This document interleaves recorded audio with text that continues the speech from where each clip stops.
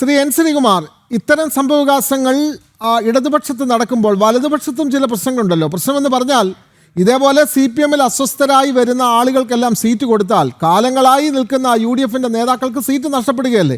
ഇപ്പോൾ PK Sasi, G Sudhakaran, അതുപോലെ തന്നെ തൃശ്ശൂരിൽ മുകുന്ദൻ, ഇവർക്കൊക്കെ സീറ്റ് കൊടുക്കാൻ പോയാൽ ഈ മണ്ഡലങ്ങളിലൊക്കെ ഉള്ള UDF നേതാക്കൾ അവർ പിന്നെ എവിടെ പോയി മത്സരിക്കുക? അവർക്ക് എന്നാണ് പിന്നെ അവസരം കിട്ടുക? സ്വാഭാവികമല്ലേ? അപ്പോൾ വലതുപക്ഷത്തും ഇത് വലിയ പ്രതിസന്ധി ഉണ്ടാക്കുന്നില്ലേ ശ്രീകുമാർ?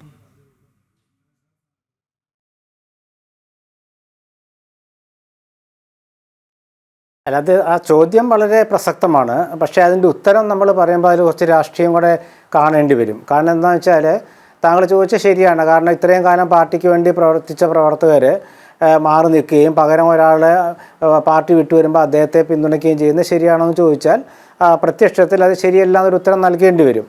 പക്ഷേ അതിൻ്റെ വേറെ പല കാരണങ്ങളുമുണ്ട്. കാരണം ഏത് പാർട്ടിയാണെങ്കിലും തിരഞ്ഞെടുപ്പിൽ ജയിക്കുക, അധികാരമാണ് പ്രധാനപ്പെട്ടത്. അപ്പോൾ തിരഞ്ഞെടുപ്പിൽ ജയിക്കുക എന്നുള്ള ആ ഒരു ചിന്തയിലേക്ക് വരുമ്പോഴേ ജയസാധ്യത ഉണ്ടെങ്കിൽ ആ ജയസാധ്യതയെ ചൂഷണം ചെയ്യാറുണ്ട്. അതെല്ലാ പാർട്ടികളും ചെയ്യുന്നതാണ്. അത് കോൺഗ്രസിലെ ഈ കാര്യത്തിൽ ഒന്നും തീരുമാനം എടുത്തിട്ടില്ല. ഇപ്പം അമ്പലപ്പുഴയിൽ തന്നെ സുധാകരൻ സ്വതന്ത്രനായി മത്സരിച്ച ശേഷം മത്സരിക്കുന്നത് പ്രഖ്യാപിച്ചിട്ടേ ഉള്ളൂ. അദ്ദേഹത്തിൻ്റെ തുടർന്നുള്ള നിലപാടുകൾ എന്താണെന്നൊന്നും വ്യക്തമല്ല. അദ്ദേഹം പിന്തുണ സ്വീകരിക്കുമോയെന്ന് അറിയില്ല. പാർട്ടി നേതാക്കളുമായിട്ട് ചർച്ച ചെയ്തിട്ടില്ല. പക്ഷേ ഒരു കാര്യം വ്യക്തമാണ്, അവിടെ ശ്രീ സുധാകരന് കോൺഗ്രസ് UDF പിന്തുണ കൊടുക്കാനുള്ള സാധ്യത ഏറെയാണ്. കാരണം അമ്പലപ്പുഴയിൽ മത്സരിക്കാൻ തീരുമാനിച്ചിരിക്കുന്ന കോൺഗ്രസ് നേതാക്കൾ സുധാകരനെ അങ്ങനെ സ്വാഗതം ചെയ്തിട്ടുണ്ട്. പക്ഷേ അതുപോലെയല്ല മറ്റു പല മണ്ഡലങ്ങളിലും അങ്ങനെ ആവണമെന്നില്ല. കാരണം പ്രാദേശിക തലത്തിൽ പാർട്ടിയിലൊന്നും സ്ഥാനം നേടാത്ത ചെറുപ്പക്കാരൊക്കെ ഉണ്ട്. അപ്പോൾ അവരുടെ കാര്യത്തിൽ ഒരു തീരുമാനം വേറെ എടുക്കേണ്ടി വരും. എന്തായാലും പാർട്ടി ജയിക്കുക എന്നുള്ള ഒരു തീരുമാനത്തിലേക്ക് എത്തുമ്പോൾ ചിലപ്പോൾ ചില വിട്ടുവീഴ്ചകൾ ചെയ്യേണ്ടി വരും. ചിലർക്ക് ദുഃഖം ഉണ്ടാക്കുന്ന നടപടികളൊക്കെ എടുക്കും. ഇതൊക്കെ പലർക്കും സീറ്റ് ലഭിക്കുമെന്ന് കരുതിയിരിക്കുന്ന പലർക്കും സീറ്റ് നഷ്ടപ്പെടുന്ന സാഹചര്യമാണ്. വയനാട് നിന്നും ശ്രീ മുരളീധരൻ ചേരുന്നു. ശ്രീ മുരളീധരൻ, പ്രതികരിക്കാം. അല്ല സാർ, ഇത് നമ്മൾ ഈ ആലപ്പുഴ ആടി ഉലയുന്നു എന്ന് പറയുമ്പോൾ നമ്മൾ ഒരു കാര്യം കൂടെ ചിന്തിക്കണം. ഈ സുധാകരൻ ഇതുവരെ ഉണ്ടായിരുന്ന പാർട്ടി ഏതാണെന്നും ആ പാർട്ടിയുടെ തത്വം എന്തായിരുന്നു എന്നുള്ളതും ഇവിടുത്തെ ജനങ്ങൾക്കൊക്കെ അറിയാം.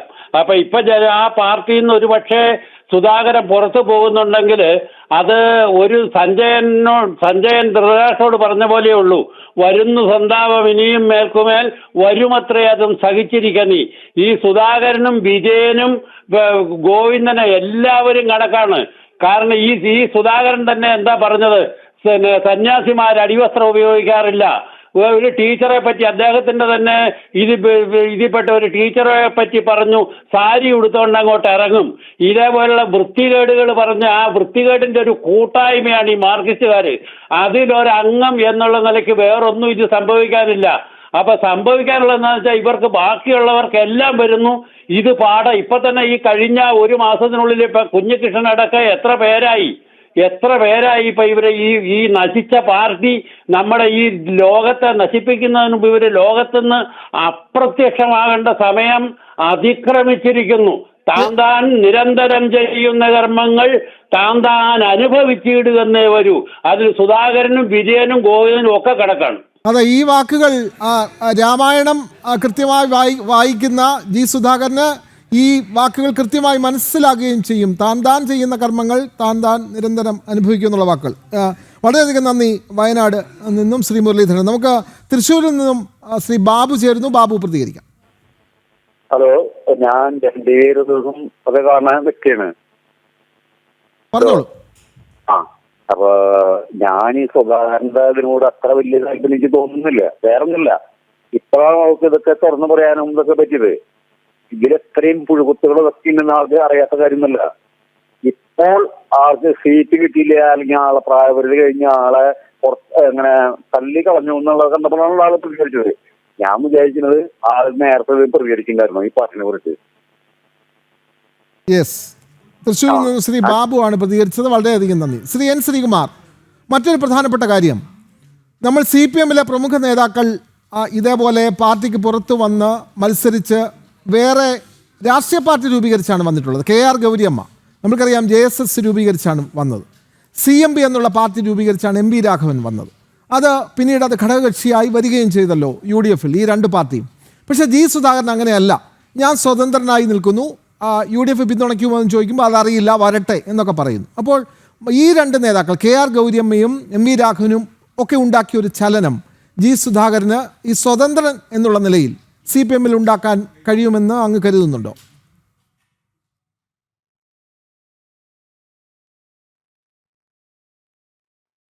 അല്ല, അത് വ്യത്യസ്തമായിട്ട് കാണണം. കാരണം MV രാഘവൻ പോയതും MV രാഘവൻ പോയത് ഒരു ബദൽ രേഖ ഉണ്ടാക്കിയതിൻ്റെ പേരിൽ പാർട്ടിയിലെ ആശയപരമായ ഭിന്നതയുടെ അടിസ്ഥാനത്തിലാണ് അദ്ദേഹം 1987 കമ്മ്യൂണിസ്റ്റ് മാർക്സിസ്റ്റ് പാർട്ടി CMP രൂപീകരിച്ചത്. അതുപോലെ ജനാധിപത്യ സംരക്ഷണ സമിതി KR ഗൗരിയമ്മ രൂപീകരിച്ചത് പാർട്ടിയിലെ ഉൾപാർട്ടി പ്രശ്നങ്ങൾ രൂക്ഷമാവുകയും അവർ പുറത്താകുമെന്നൊരു ഘട്ടം, അത്രയും രൂക്ഷമായി പുറത്താകുന്നൊരു ഘട്ടം വന്നപ്പോൾ അവർ പാർട്ടിയിൽ നിന്നും ഒരു വിഭാഗവുമായി ബന്ധപ്പെട്ട് പാർട്ടിക്ക് പുറത്തു പോവുകയാണ് ചെയ്തത്. ശ്രീ സുധാകരൻ്റെ കാര്യം അതല്ല. ശ്രീ സുധാകരൻ്റെ പാർട്ടി ബ്രാഞ്ചിലേക്ക് തരം താഴ്ത്തി. അതായത് എന്തിനാണ് തരം താഴ്ത്തിയെന്നൊരു ചോദ്യത്തിന് പാർട്ടിക്ക് ഉത്തരം കൃത്യമായി നൽകുക കഴിഞ്ഞിട്ടില്ല എന്ന് ഞാൻ നേരത്തെ പറയാൻ കാരണം, പാർട്ടി പറഞ്ഞിരിക്കുന്നത് അമ്പലപ്പുഴയിൽ തോറ്റതിന് വോട്ട് കുറഞ്ഞതിന് സലാമിൻ്റെ വോട്ട് കുറഞ്ഞതിന് കാരണക്കാരൻ G സുധാകരനാണെന്നാണ്. അപ്പോൾ അങ്ങനെയാണെങ്കിൽ അവിടെ അപ്പുറത്ത് തോമസ് ഐസക്കിൻ്റെ നാട്ടിലും മറ്റേ മണ്ഡലത്തിലും ഇതുപോലെ തന്നെ വോട്ട് കുറഞ്ഞു.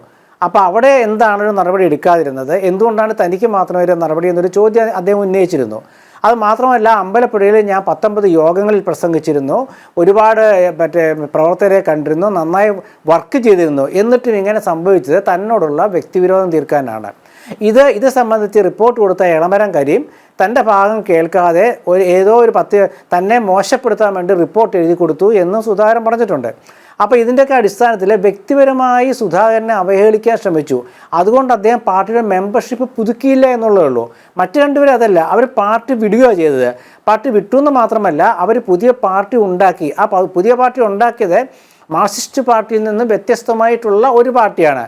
സുധാകരൻ പറയുന്നത് മാർക്സിസ്റ്റ് പാർട്ടിയുടെ ആശയങ്ങളെ ഞാനിപ്പോഴും വിടുന്നില്ല, ഈ ആശയങ്ങൾ പ്രചരിപ്പിക്കാൻ വേണ്ടിയിട്ടാണ് ഞാൻ അമ്പലപ്പുഴയിൽ സ്വതന്ത്രനായി മത്സരിക്കുന്നത്. സ്വതന്ത്രനായി മത്സരിക്കാൻ കാരണം പാർട്ടിക്ക് ബുദ്ധിമുട്ടുണ്ടാകാൻ പാടില്ല, പാർട്ടിയെ ഞാൻ വെല്ലുവിളിക്കുന്നില്ല, ഞാൻ സ്വതന്ത്രനായി മത്സരിക്കുന്നു. അപ്പോൾ പാർട്ടിയായിട്ട് ബന്ധമില്ല, എന്നെ പിന്തുണയ്ക്കുന്ന യഥാർത്ഥ മാർക്സിസ്റ്റുകൾക്ക് എന്നെ പിന്തുണയ്ക്കാം. ഇത് മൂന്നും വ്യത്യസ്തമായിട്ട് നമ്മൾ കാണേണ്ടി വരും.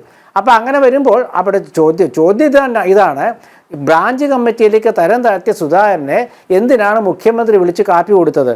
അപ്പോൾ അതിൻ്റെ അർത്ഥം എന്താണെന്ന് വെച്ചാൽ, സുധാകരൻ അത്രയും വലിയ തെറ്റ് ചെയ്തിട്ടുണ്ടെങ്കിൽ പിന്നെ പാർട്ടിയുടെ സ്വഭാവം അനുസരിച്ചിട്ട് അദ്ദേഹത്തെ മുഖ്യമന്ത്രി വിളിക്കേണ്ട കാര്യമില്ലല്ലോ.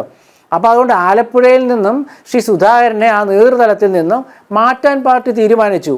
പുതിയ ഒരു വിഭാഗം വളർന്നു വരട്ടെ, ഇനി സുധാകരനൊക്കെ മാറി നിൽക്കട്ടെ, 70 വയസ്സ് കഴിഞ്ഞില്ലേ എന്നൊക്കെ പറഞ്ഞിട്ടാണ് അദ്ദേഹത്തെ മാറ്റിയത്.